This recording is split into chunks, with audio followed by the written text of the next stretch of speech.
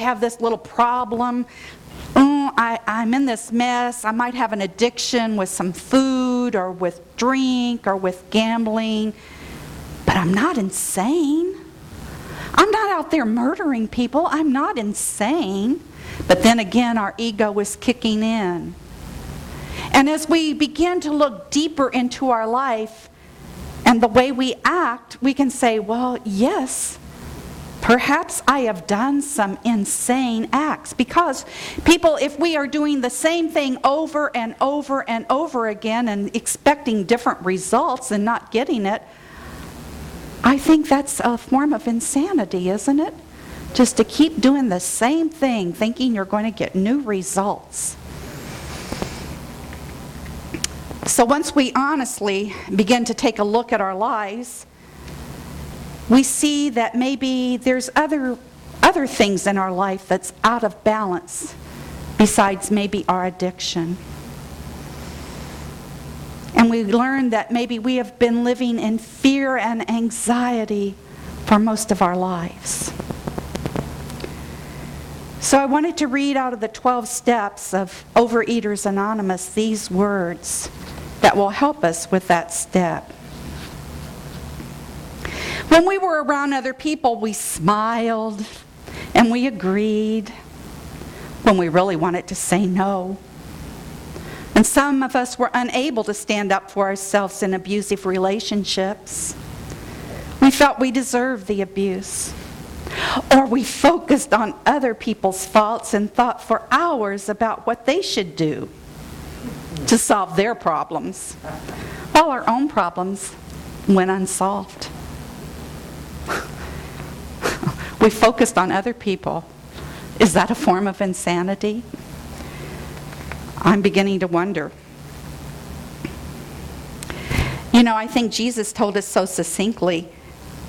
I can't quote it exactly, but it says something about don't try to pluck the splinter out of someone else's eye until you remove the log from your own eye. So he's telling us, hey, focus on your own stuff.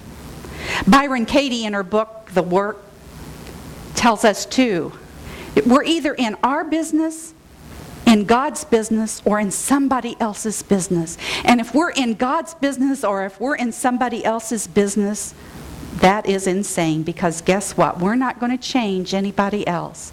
The only person that we can change and work on is ourself.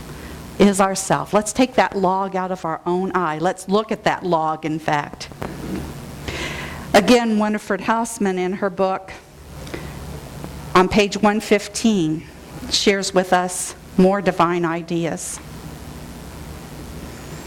This step is also important for persons who have been accustomed to letting others determine their way in the life. Such individuals must consciously clear away the debris of old attitudes of inferiority and habits of taking the line of least resistance. For the first time after they do this, they may take a stand, do their own thinking, make their own choices, actually choose a whole new lifestyle. And this is all for the good. All for the good of our company and for those around us. So when we face our insanities and believe that a higher power can help us, then we're finally ready. We're finally ready for that third step. And that third step says, I am ready to be changed. And this is so unity-based. I realize that erroneous, self-defeating thinking is the cause of my problems, unhappiness, fears, and failures. I believe that is our third principle about thoughts in mind produce after their kind. It goes on to say, I am ready to have my beliefs and attitudes changed so that my life can be transformed. Be ye transformed by the renewing of your mind. Be ye transformed. So it all boils down to three little sentences these 3 steps.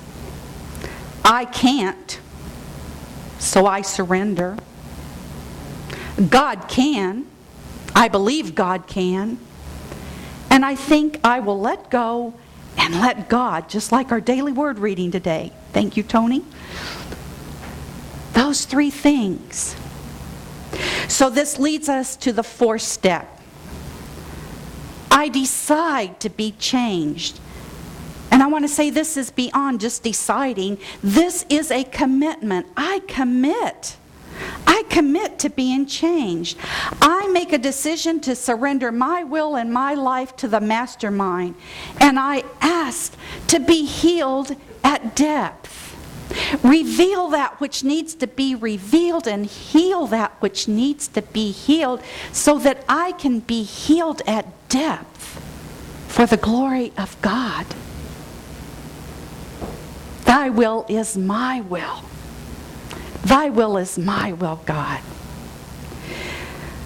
So, as we go forth into the day here and the week and the coming month as we learn more about will, remember the 4 steps and be able to say with abandonment, not my will, but thy will be done. God bless you. Namaste.